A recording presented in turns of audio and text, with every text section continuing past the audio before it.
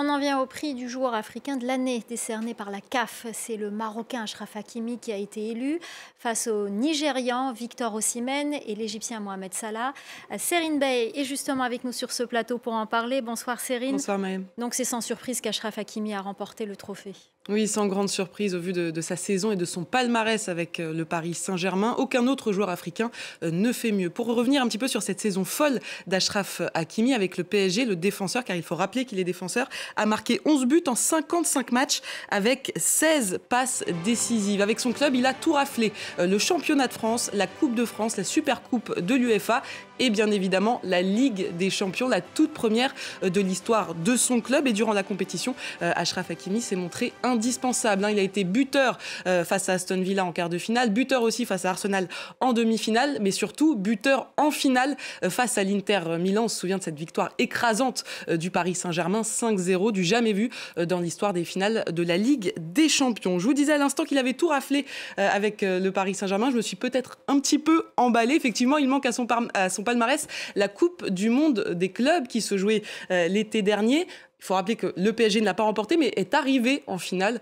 On lui pardonnera aisément ce petit écart face à Chelsea. Aujourd'hui, Achraf Hakimi, n'ayons pas honte de le dire, c'est le meilleur à son poste, le meilleur latéral droit au monde. En témoigne sa présence dans le 11 type de la Ligue des Champions. Et puis, qui de mieux pour en parler que son entraîneur Luis Enrique, qui déclarait il y a quelques mois face à des journalistes: je n'ai jamais rencontré un meilleur latéral droit que lui. Le monde entier, en tout cas, s'accorde à dire qu'il excelle à son poste. Il est arrivé en 6e position du Ballon d'Or cette année.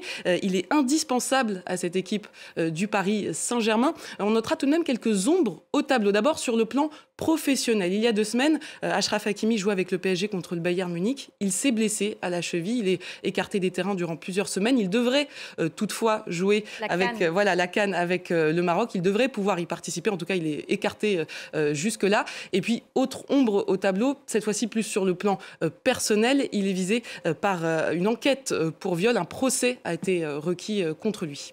Alors, on a vu ce palmarès est amplement mérité, mais tout de même, il y avait du niveau autour de lui. Et oui, s'il n'y avait pas eu Hakimi, ce trophée, on aurait pu aisément le donner à Mohamed Salah, qu'il a déjà remporté en 2017 et en 2018. L'Égyptien de 33 ans a réalisé une saison formidable avec Liverpool, avec qui il a remporté la Première Ligue.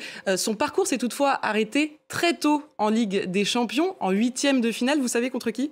Je me souviens plus. Eh bien, contre le Paris Saint-Germain d'Achraf Hakimi. Voilà. Donc c'est pour ça que le Liverpool s'est arrêté si tôt, alors qu'il réalisait jusque-là une saison incroyable. Les statistiques de Salah, elles sont tout de même impressionnantes. 34 buts et 23 passes en 52 matchs, tellement impressionnantes qu'il est arrivé 4e au Ballon d'Or cette année, devant Achraf Hakimi. Et puis il y avait aussi Victor Osimhen, le Nigérian. Lui aussi, il a déjà reçu ce trophée il y a 2 ans. Il reste très prolifique avec 37 buts en 41 matchs avec Galatasaray. Mais voilà, ce soir, face à ses 2 concurrents, il ne faisait tout simplement pas le poids. Ah ben voilà.